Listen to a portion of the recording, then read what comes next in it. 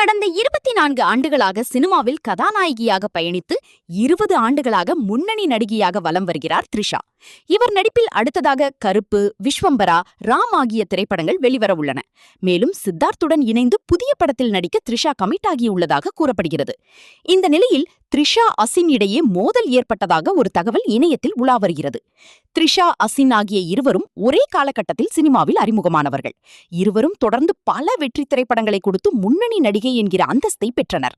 ஆனால் நடிகை அசின் சினிமாவின் உச்ச நட்சத்திரமாக இருக்கும்போது திருமணம் செய்து கொண்டு செட்டில் ஆகிவிட்டார். நடிகை த்ரிஷா தற்போது சிங்கிளாக இருந்தாலும் சினிமாவின் பீக்கில் இருக்கிறார். த்ரிஷா அசின் இருவரும் தொடர்ந்து முன்னணி ஹீரோக்களுடன் நடித்து வந்தபோது இருவருக்கும் இடையே மோதல் ஏற்பட்டதாக அப்போது பேச்சு இருந்தது. திருப்பாச்சி படத்தில் விஜய்க்கு ஜோடியாக த்ரிஷா நடித்திருந்தார்.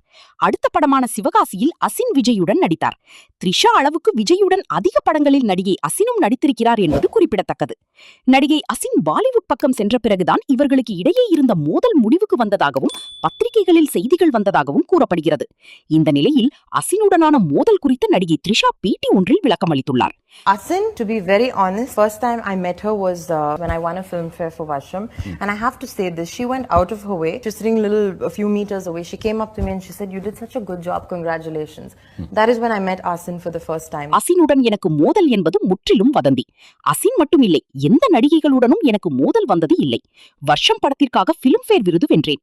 அந்த விழாவில் தான் முதல் முறையாக நான் அசினை நேரில் சந்தித்தேன். அப்போது என்னிடம் அவர் வாழ்த்து தெரிவித்தார். எப்போதுமே எனக்கு அவருடன் எந்த சண்டையும் இருந்ததில்லை. ஆனால் மீடியாக்கள் அதனை அப்படி உருவாக்கிவிட்டன. நாங்கள் ஒரே மாதிரியான படங்களில் நடித்திருக்கிறோம்.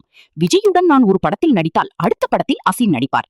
விஜய் மட்டும் இல்லை, சூர்யா, விக்ரமுடனும் அப்படித்தான். எதையுமே நான் பர்சனலாக எடுத்துக்கொண்டதில்லை. அவருடன் எனக்கு பர்சனலாக கான்டாக்ட் கூட இல்லை. அவர் மிகவும் ப்ரொஃபஷனலாக இருப்பார் என த்ரிஷா கூறியுள்ளார். இது போன்ற சினிமா நியூஸ் தெரிந்து கொள்ள எங்க சேனலை சப்ஸ்கிரைப் பண்ணிக்கோங்க.